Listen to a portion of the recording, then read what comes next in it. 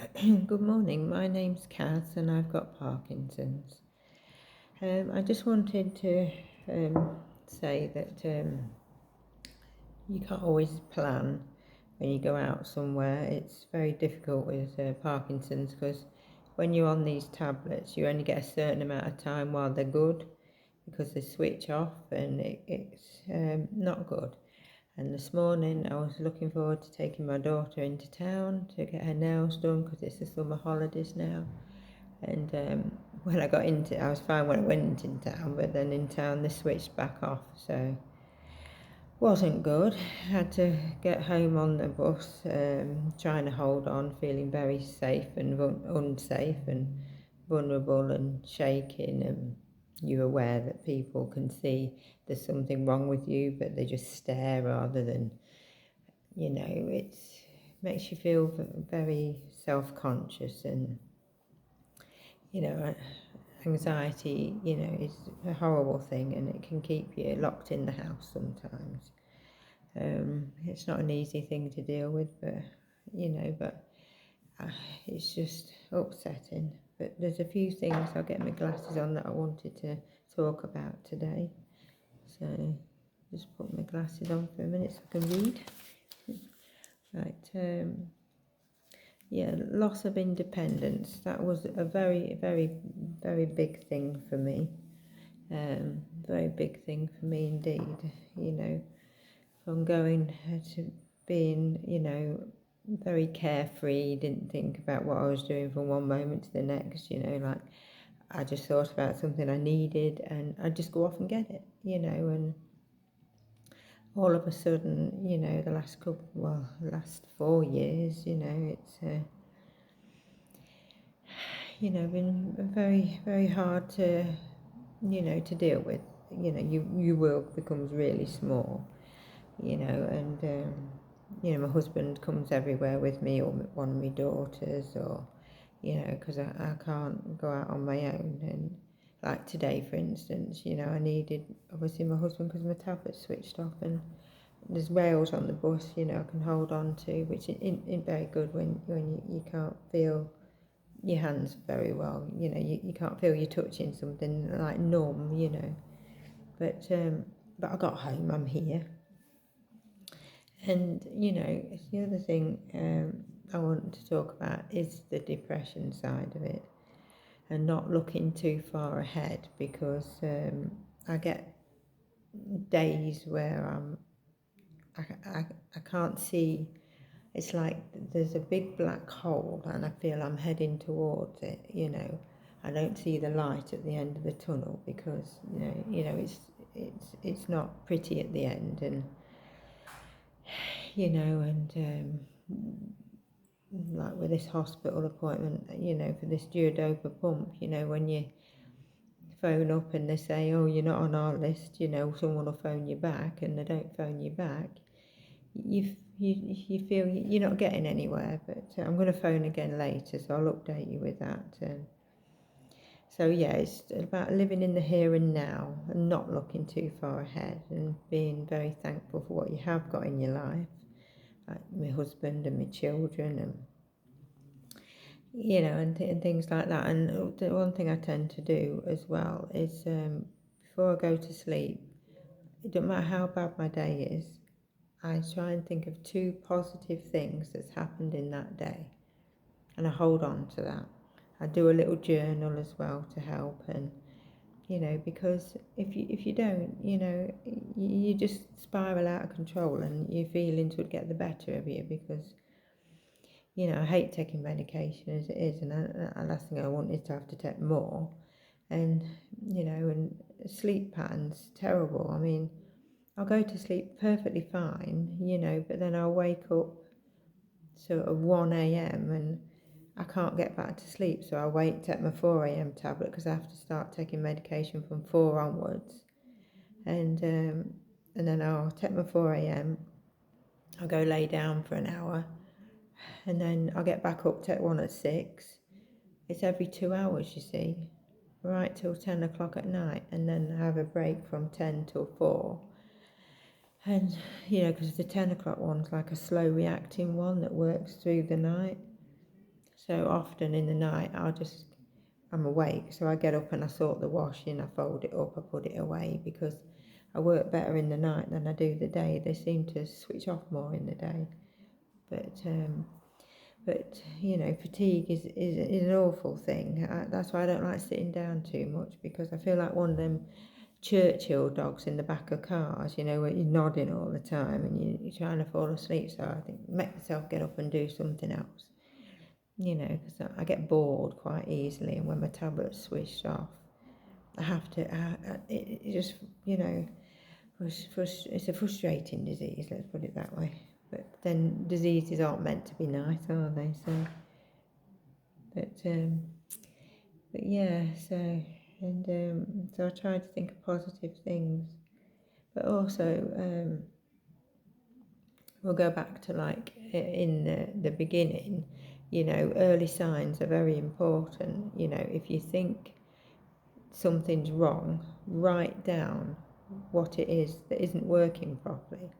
Whether it's your slow movement, or like mine was a frozen shoulder.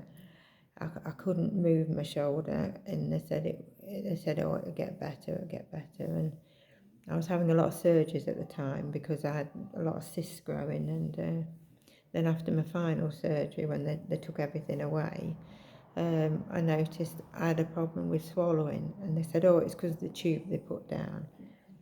It kept getting worse and worse, and then I lost nearly 6 stone, and I remember my husband was panicking one day. He didn't know what to do, and I was bedridden because they couldn't find out what was wrong with me, and I wasn't on any medication, so I couldn't walk, I couldn't hardly do anything, couldn't eat.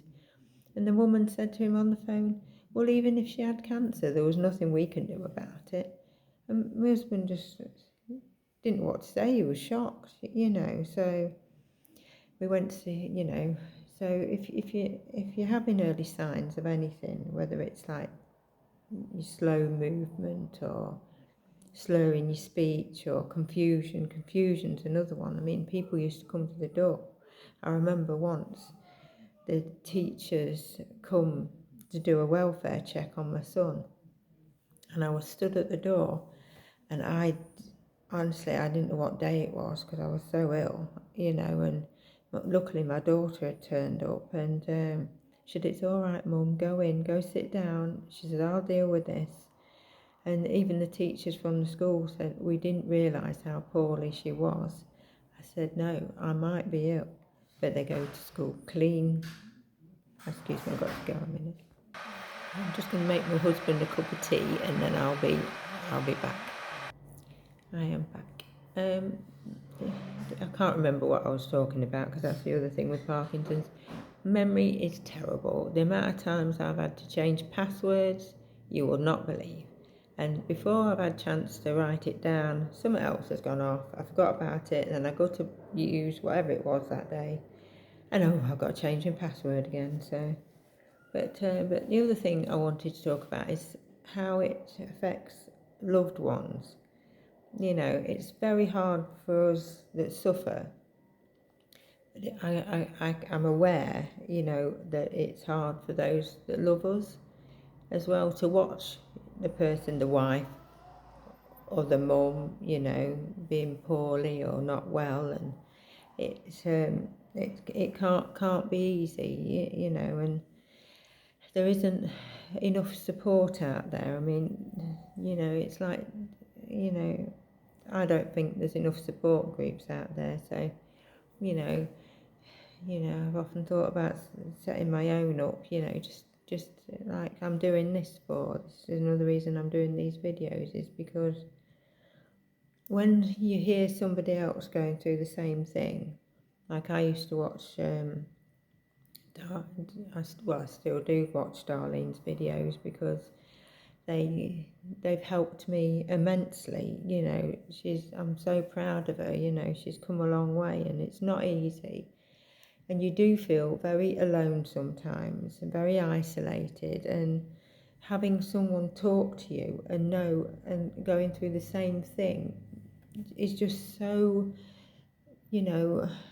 helpful, and, has helped me a lot, so But yeah, and yeah, so it helped. I mean, I often, see my husband looking at me. I mean, there was one time before I started all this medication. I'll never forget it. I'd lost all this weight. And I just felt really bad. And I decided this day, because I've become very weak, that I would have a bath. I thought it would help my muscles, and because I used to say to my husband, "What's wrong with me? Why can't I move? Why can't I do this?" And I got very low, and I thought I'll have a bath, because warm water, you think, would help release your muscles and make you feel better. But it didn't. I couldn't get myself out of the bath, and I felt so embarrassed. So, you know, I just didn't want my husband seeing me like that. But he just come along, scooped me out of the bath, wrapped the towel around me, and told me everything would be okay. But yeah, I was mortified. you know, it's not how you want your loved ones to see you. But he said, you know, it's what you do, and it is what you do. I mean, I would do it for him in a heartbeat, but I still feel that was my worst moment, of this disease. But anyway, I have good days and I have bad days. But one useful thing, I know it's a bit random, but I went into the bank a couple of years ago, and because my writing's so, I showed you the difference in one of my videos between neat and on and off times, and but I looked at it and I thought to myself, well, there's not much difference. And I've tried to do some notes today, and it's that messy. It's unreadable. I keep looking at it, thinking, and so it changes your handwriting. I mean, some people's get really small, but mine's just got really messy and unreadable. So I miss that. It's just, I do miss reading. Reading's another difficult one. I can listen to audio books. I've got a bookshelf full of books. I love books, but it's very hard to take it in. But I can listen. But anyway, that's all I wanted to say today. I won't go on too much. I probably said too much about lots of random different things, but every day's different, and you'll see that as time goes on. But my main point today is not looking too far ahead. I want to stress on that, because if you are suffering with this disease, make sure you please think about all the things that make you happy. I have a happy box and a happy place. Like I showed you yesterday in the garden, my husband made me a lovely area where my old dog lives, or is buried. And it's lovely and it's peaceful, and I can close my eyes and just think happy thoughts, because, even though this disease has taken so much, it's also grounded me, because it slowed me down, let's put it that way. And I know that sounds ironic, because Parkinson's does make you slow, but it makes me stop and think of all the things that are good in my life, and that's important to hold on to. So I'm going to say bye for now, and I'll speak to you all again soon. Thank you for listening. Bye.